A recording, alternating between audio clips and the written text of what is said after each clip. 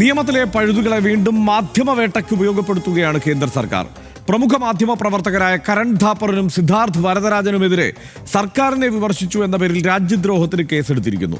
The വയറിലെ വാർത്തയിൽ ആദ്യമെടുത്ത കേസിൽ സിദ്ധാർത്ഥ് വരദരാജന്റെ അറസ്റ്റ് ദിവസങ്ങൾക്ക് മുമ്പ് സുപ്രീം കോടതി തടഞ്ഞിരുന്നു. പിന്നാലെയാണ് പുതിയ കേസ്. FIRന്റെ പകർപ്പ് പോലും സമൻസിൽ ഉൾപ്പെടുത്തിയിട്ടില്ല. കേസെടുക്കാൻ കാരണമായ പരാമർശം എന്തെന്ന് കൂടി വ്യക്തമാക്കാതെയാണ് നടപടി. വിശദമായി പരിശോധിക്കാം. ആദ്യം RDX റാം.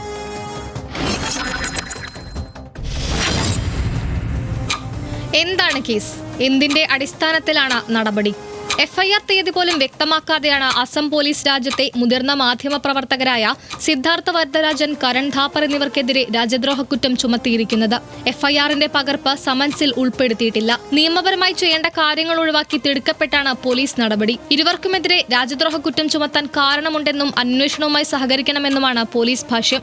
ഈ മാസം 22-ന് ഗുവാഹത്തി പാൻ ബസാറിലെ ക്രൈംബ്രാഞ്ച് ഓഫീസിൽ ഹാജരാകാനാണ് നിർദ്ദേശം. ഓഗസ്റ്റ് 14-ന് ദി വയറിന്റെ ഓഫീസിൽ സമൻസ് നൽകിയതിന് പിന്നാലെ കരൺ ഥാപ്പറിനും ഇന്ന് സമൻസ് അയക്കുകയായിരുന്നു. നോട്ടീസ് പ്രകാരമുള്ള നിബന്ധനകൾ പാലിച്ചില്ലെങ്കിൽ അറസ്റ്റ് ചെയ്യുമെന്ന മുന്നറിയിപ്പുണ്ട്. രാഷ്ട്രീയ നേതൃത്വത്തിന്റെ പിടിപ്പുകേട് മൂലം ഓപ്പറേഷൻ സിന്ദൂറിൽ ഇന്ത്യക്ക് വ്യോമസേനാ വിമാനങ്ങൾ നഷ്ടമായെന്ന വാർത്തയാണ് ദി വയറിനെതിരായ നടപടികൾക്ക് വഴിവെച്ചത്. BJP നേതാവിന്റെ പരാതിയിൽ അസം പോലീസ് സിദ്ധാർത്ഥ വരദരാജനെതിരെ കേസെടുത്തിരുന്നു. ഇതിന്റെ തുടർ നടപടികൾ സുപ്രീം കോടതി തടഞ്ഞിരുന്നു. ഇതിന് പിന്നാലെയാണ് അസം പോലീസിന്റെ പുതിയ നീക്കം. RDX rap news Malayalam.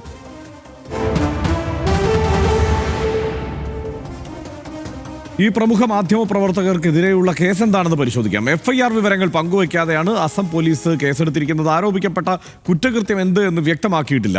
രാജ്യദ്രോഹ കുറ്റം ചുമത്താൻ കാരണമുണ്ട്. ഇരുവരും സഹകരിക്കണമെന്നാണ് അസം പോലീസ് പറഞ്ഞിരിക്കുന്നത്. ദ വയറിന്റെ പത്രാധിപനാണ് സിദ്ധാർത്ഥ് വരദരാജൻ. കരൺ ഥാപ്പറും ദ വയറിലാണ് ഇപ്പോഴുള്ളത്. ഏത് അന്വേഷണവുമായും സഹകരിക്കുമെന്നാണ് സിദ്ധാർത്ഥ് വരദരാജനും കരൺ ഥാപ്പറും പറഞ്ഞിരിക്കുന്നത്. ഈ ലേഖനം കേസാവുകയായിരുന്നു. രാജ്യദ്രോഹ കുറ്റം ചുമത്തിയത് ഓപ്പറേഷൻ സിന്ദൂറുമായി ബന്ധപ്പെട്ട് ദി വയറിൽ വന്ന ലേഖനത്തിലാണ്. ജൂൺ 28-ന് ഇറങ്ങിയ ദി വയറിൽ പരാമർശിച്ചത് ഓപ്പറേഷൻ സിന്ദൂറിലെ പിഴവിനെ പറ്റിയാണ്. BJP നേതാവിന്റെ പരാതിയിൽ സിദ്ധാർത്ഥ് വരദരാജനെതിരെ അസം പോലീസ് കേസെടുത്തു. ഭാരതീയ ന്യായ സംഹിതയിൽ സെക്ഷൻ 152 പ്രകാരമാണ് കേസെടുത്തത്.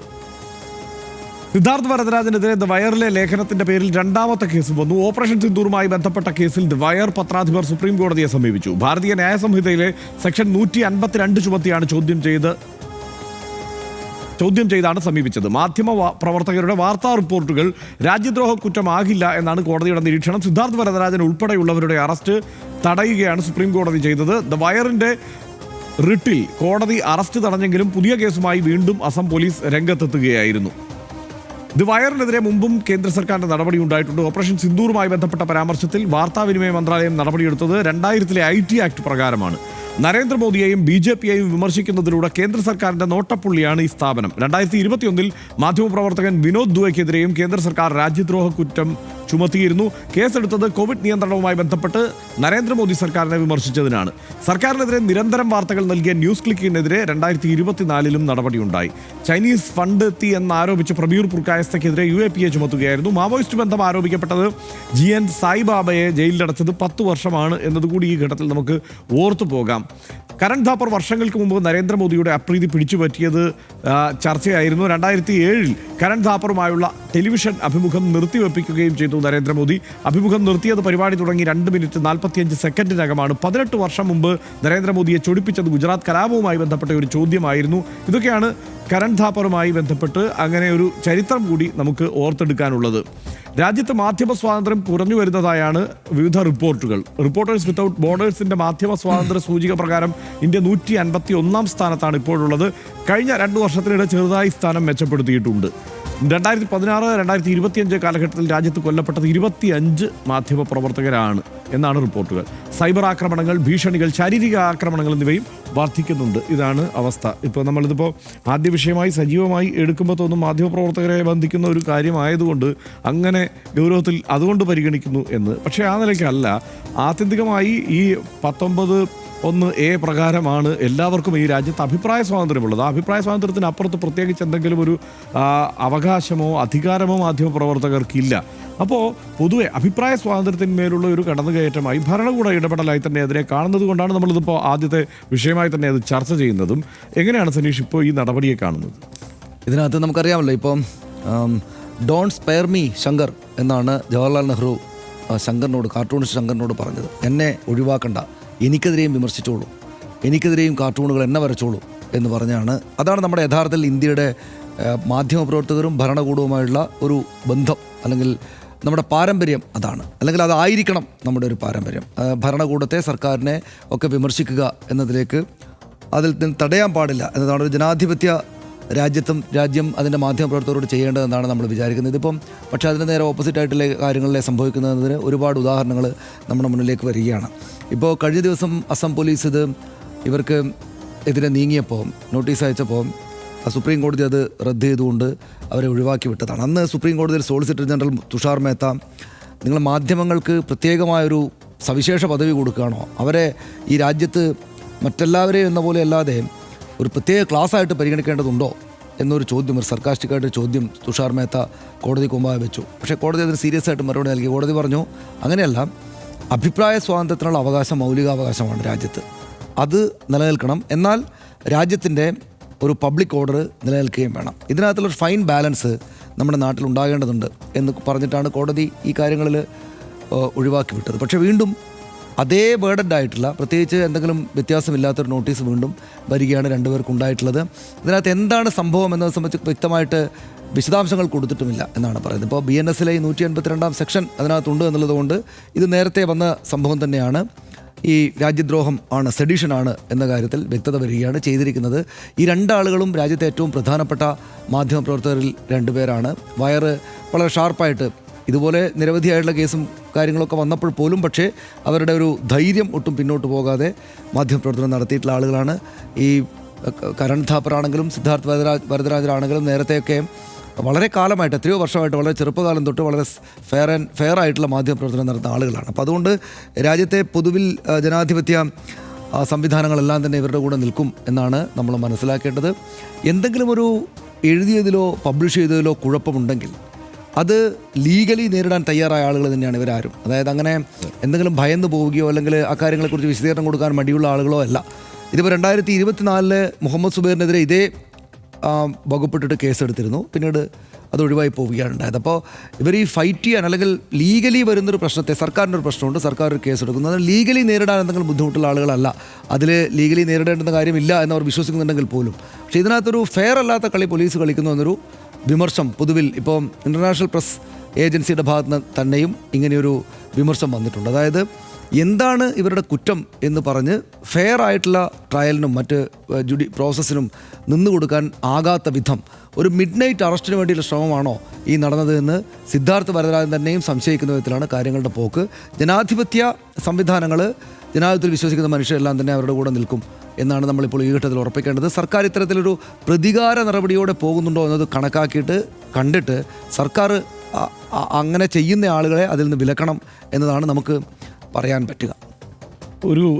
ഇതിൽ മാധ്യമപ്രവർത്തകർ എന്നതിനപ്പുറത്ത് ഈ രാജ്യദ്രോഹ കുറ്റം ചുമത്തുന്നത് അത് പലതരത്തിലുള്ള വിമർശനങ്ങൾക്കും വഴിവെച്ചിട്ടുണ്ട്. പ്രത്യേകിച്ച് ഒരു ജനാധിപത്യ സംവിധാനത്തിൽ രാജ്യദ്രോഹ കുറ്റം ചുമത്തുമ്പോഴത്തെ നൈതികമായ കുറേയേറെ പ്രശ്നങ്ങൾ നിലനിൽക്കുന്നുണ്ട്. ഒന്ന്, അവ്യക്തമായ ഒരു വ്യാഖ്യാനമാണ് ഈ രാജ്യദ്രോഹ കുറ്റത്തെ സംബന്ധിച്ചുള്ളത്.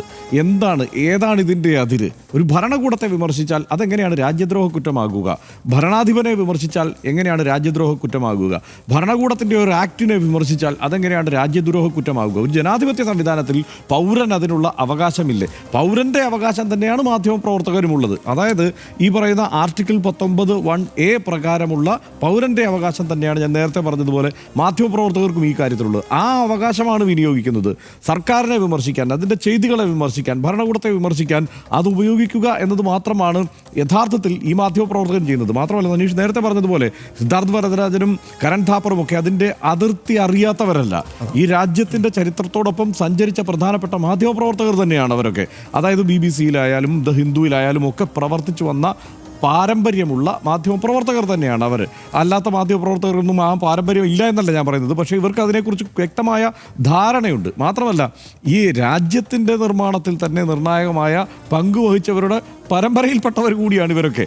അപ്പോൾ അങ്ങനെയുള്ള ഒരു സാഹചര്യത്തിൽ ഇതിൻ്റെ ഈ അതിർവരമ്പിനെ കുറിച്ചുള്ള അറിവില്ലായ്മയൊന്നും ഇവർക്കില്ല.